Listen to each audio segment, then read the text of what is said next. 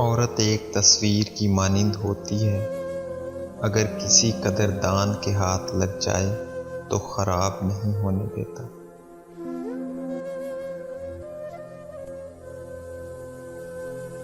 عورت کمزور ہے، ایسا اس کو ہر طرف سے سننے کو ملتا ہے، جس کی وجہ سے وہ خود کو کمزور مان کر ہر دکھ درد سہ لیتی ہے، لیکن جس دن اس کو اس کی طاقت کا اندازہ ہو گیا، مرد اس کو چونٹی کے برابر لگنے لگے گا۔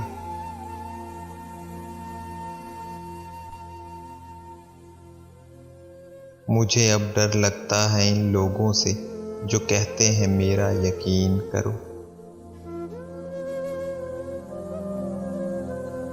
عورت کا معاملہ اس کے برعکس ہے۔ عورت کو صدیوں کی پیاس بجھانے کے لیے بھی آب حیات ہی چاہیے۔ اسے صرف سراب نہیں ہونا، اسے تو امر ہونا ہے۔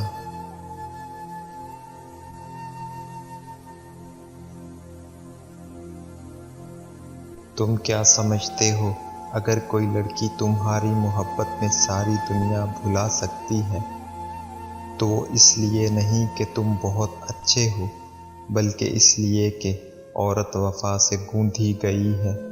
عورت جسے چاہتی ہے اسے انمول کر دیتی ہے۔ نہ تم عورت کا مقابلہ محبت میں کر سکتے ہو، نہ ہی نفرت میں۔ مرد کو اپنی انا بہت عزیز ہوتی ہے۔ مرد سے کبھی ضد نہیں کرنا چاہیے، اور اگر آپ ضد کرتی ہیں اور وہ اپنی انا کو آپ کے لیے پیچھے کر دے تو اس مرد سے زیادہ آپ کو کوئی پیار نہیں کر سکتا۔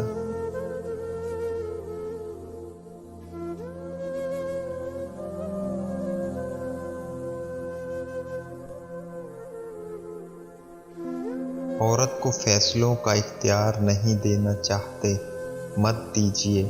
عورت کو جائیداد میں حصہ نہیں دینا چاہتے تو نہ دیجیے، لیکن اس کو ایک گھر دیجیے، چاہے وہ جھونپڑی یا کچی کوٹھی ہی کیوں نہ ہو۔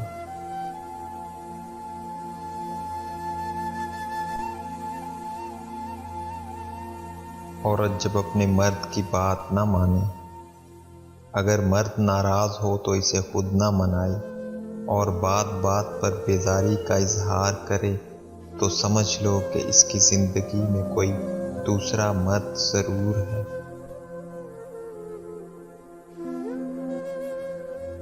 مرد کی محبت کے رنگ بھی عجیب ہوتے ہیں، وقت کے اتار چڑھاؤ کے ساتھ بدلتے رہتے ہیں۔